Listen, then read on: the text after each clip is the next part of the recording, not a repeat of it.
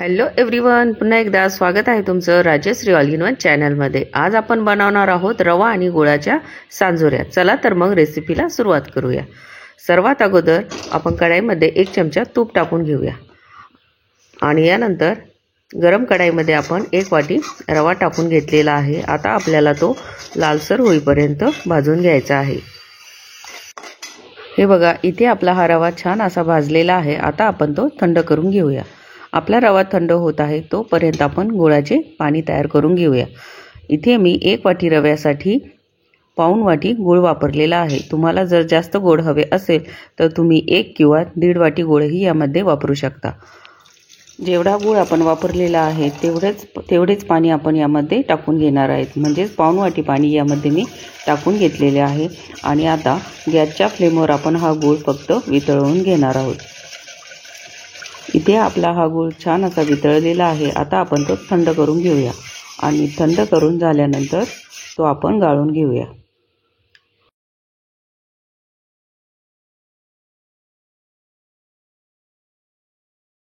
इथे आपले गुळाचे पाणी व रवा भाजलेला जो रवा आहे तो थंड झालेला आहे।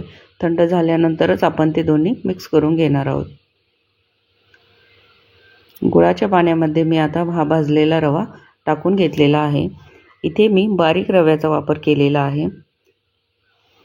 हे बघा, इथे तुम्ही बघू शकता। तुम्हाला हे मिश्रण थोडेसे पातळ दिसत असेल, पण थोड्या वेळातच ते घट्टसर होण्यास सुरुवात झालेली आहे। आता हे मिश्रण आपण रात्रभर असेच भिजत ठेवणार आहोत। दुसऱ्या दिवशी सकाळी तुम्ही बघू शकता आपला हा रवा पूर्ण असा मोकळा झालेला आहे आणि छानही भिजलेला आहे। आपण हा रवा लो फ्लेमवर छान असा लालसर होईपर्यंत भाजून घेतलेला होता। त्यामुळे तुम्ही इथे बघू शकता आपला हा सांजोरा किती मोकळा असा तयार झालेला आहे। आता यामध्ये आपण विलायची आणि जायफळची पूड टाकून घेतलेली आहे। ते आपण यामध्ये छान असे मिक्स करून घेऊया। यामुळे सांजोऱ्याची पुरी ही चवदार बनते।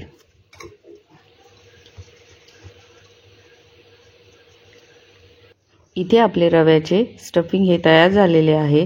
आता पुरी बनवण्यासाठी लागणारे पीठ तयार करून घेऊया। पुरी बनवण्यासाठी इथे मी 1 वाटी मैदा, त्यानंतर त्यामध्ये 2 चमचे गव्हाचे पीठ, 2 चमचे बेसन पीठ आणि त्यानंतर 2 चमचे बारीक रवा यामध्ये मी टाकून घेतलेला आहे। यानंतर यामध्ये आपण थोडेसे मीठही टाकून घेऊया। आता हे सर्व पीठ आपण मिक्स करून घेऊया आणि त्यानंतर यामध्ये कडकडीत तुपाचे मोहन टाकून घेऊया। इथे मी 3 चमचे तूप टाकून घेतलेले आहे। आता हे तूप आपण या पिठाला हाताच्या साहाय्याने छान असे चोळून घेऊया।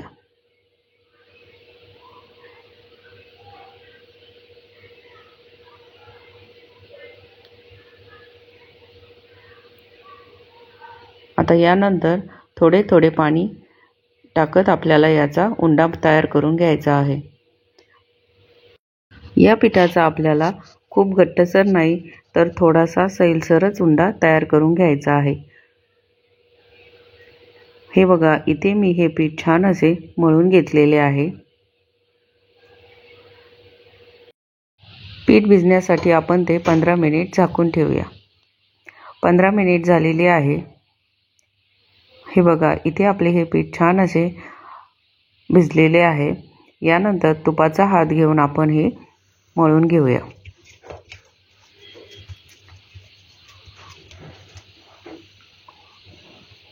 आता यानंतर या उंड्याचे आपण एकसारखे गोळे तयार करून घेतलेले आहे, जेणेकरून आपल्या सर्व पुऱ्या या एकाच साईजच्या तयार होतील। आता आपण पुरी तयार करण्यास घेऊया। अशा प्रकारे बोटाच्या साहाय्याने तुम्ही या उंड्याची पारी तयार करून घेऊ शकता आणि यामध्ये आता आपण हे मिश्रण भरून घेऊया। तुम्हाला जेवढे हवे तेवढे मिश्रण तुम्ही यामध्ये भरू शकता आणि यानंतर मोदकाप्रमाणे यामध्ये जे आपण स्टफिंग भरून घेतलेले आहे ते छान असे बंद करून घेऊया आणि याचे अगदी हलक्या हाताने ही पुरी लाटून घेऊया।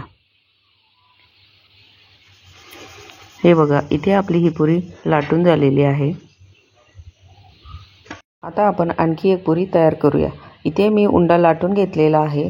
आता यामध्ये आपण 2 चमचे सारण भरून घेतलेले आहे।